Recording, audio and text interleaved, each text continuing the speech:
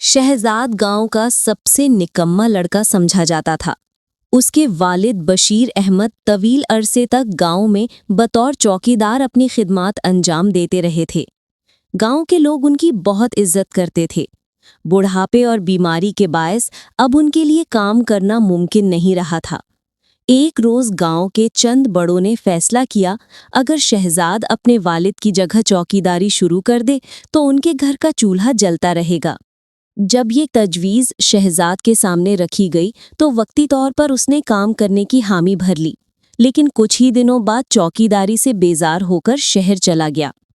शहजाद कई रोज़ शहर में रहने के बाद गांव वापस आ गया था।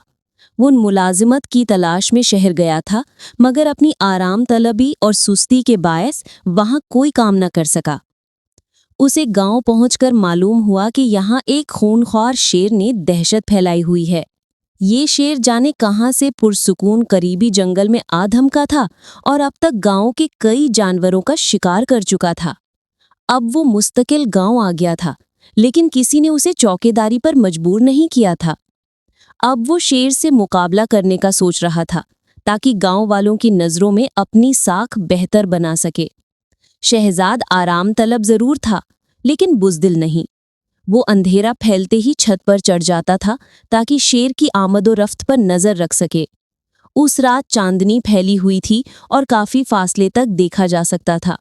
रात का पिछला पहर था जब शहजाद ने गांव की एक पगडंडी पर शेर को जाते देखा। शेर ने जबड़ों में कोई जानवर दबोच रखा था। शहजाद को 3 रातों की निगरानी के बाद शेर दिखाई दिया था। वो इस मौके को जाया नहीं करना चाहता था, चुनाचे उसके ताक़ुब में निकल गया। शेर का रुख मिट्टी के बड़े टीले की तरफ था, जिसके दूसरी जानिब जंगल शुरू हो जाता था। शहजाद मोहतात अंदाज में उसका ताक़ुब करता रहा और एक ऐसे मकाम पर पहुंच गया जहां बैठकर शेर ने अपने शिकार से पेट भरा। खाने के बाद शेर ने भरपूर अंगड़ाई ली और जंगल में गायब हो गया। यहाँ बिखरी हुई पुरानी हड्डियां देखकर शहजाद समझ गया कि शेर अपना शिकार यहीं लाकर खाता था। सब कुछ अपनी आंखों से देखने के बाद शहजाद वापस घर आ गया और अगली सुबह अपने वालिद की बंदूक निकालकर साफ करने लगा। ये सुबह सुबह क्या कर रहे हो बेटा? बशीर अहमद ने उसे देखकर हैरत से पूछा। बंदूक की सफाई कर रहा हूं बाबा, किसी भी वक्त जरूरत पड़ सकती है। शेर ने गांव में खौफ फैलाया हुआ है, वो बंदूक साफ करते हुए बोला। तो ये बात है। वैसे अगर शेर आ गया तो तुम क्या करोगे? बाबा मुस्कुराए। मैं उसे गोलियों से भून डालूंगा। उसका लहजा पुरअज़्म था। जहां तक मुझे याद है तुमने तो कभी चूहा तक नहीं मारा, शेर कैसे मारोगे? बाबा ने शरारत भरे लहजे में कहा तो शहजाद भी मुस्कुरा दिया। बाबा ने खुद उसे बंदूक चलाने की तरबियत दी थी और अब उसकी काहली का मजाक उड़ा रहे थे। शेर की निगरानी करते कई रोज गुजर गए। आज भी आधी रात गुजर चुकी थी और शहजाद टीले के करीब एक दरख्त की शाख पर बैठा था। आज वो इतना चौकन्ना था कि कोई उस पर तंज नहीं कर सकता था। चांद बादलों में छुपा हुआ था और चांदनी बहुत मध्यम थी। शहजाद उकाबी नजरों से अंधेरे में देख रहा था। बहुत देर बाद उसे शेर टीले की जानिब आता दिखाई दिया। आज उसके पास शिकार नहीं था, क्योंकि गांव वालों ने अपने जानवर कमरों के अंदर बंद कर दिए थे। भूखे शेर का रुख उन जानवरों की बची खुची हड्डियों की तरफ था जिन्हें वो शिकार करके लाता था। जैसे ही शेर टीले के नजदीक पहुंचा, चौंक कर इधर उधर देखने लगा। शायद उसे वहां किसी की मौजूदगी का एहसास हो गया था। शिकार की उम्मीद पर भूखा शेर पूरी तरह चौकस हो गया था। वो मोहतात अंदाज में इधर उधर देखते हुए आगे बढ़ा। जल्दी उसे मालूम हो गया कि कोई टीले के करीब दरख्त पर बैठा है। शहजाद भी सूरत हाल से निपटने के लिए तैयार था। उसे शिकार का तजुर्बा तो नहीं था, लेकिन अब पीछे हटना भी मुमकिन नहीं रहा था।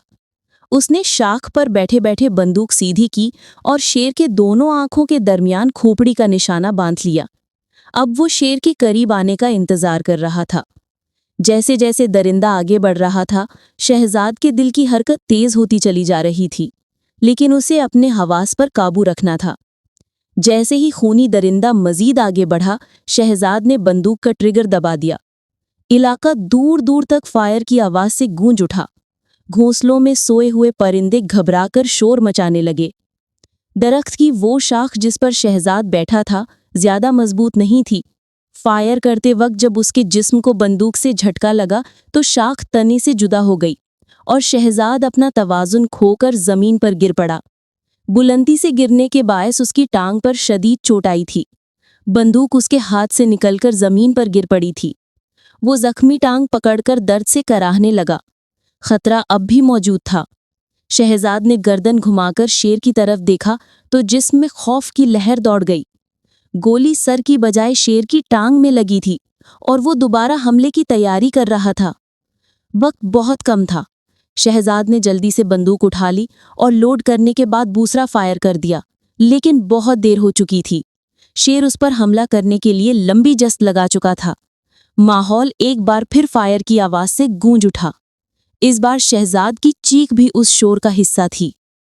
گولی کی آواز سن کر بشیر احمد کی آنکھ کھلی تو وہ ہڑبڑا کر اٹھ بیٹھے۔ انہوں نے لالٹین کی روشنی میں جائزہ لیا تو شہزاد بندوق سمیت غائب تھا۔ بیٹے کا خیال آتے ہی ان کا کلیجہ منہ کو آ گیا۔ وہ لاٹھی کے سہارے چلتے ہوئے گھر سے باہر نکل آئے۔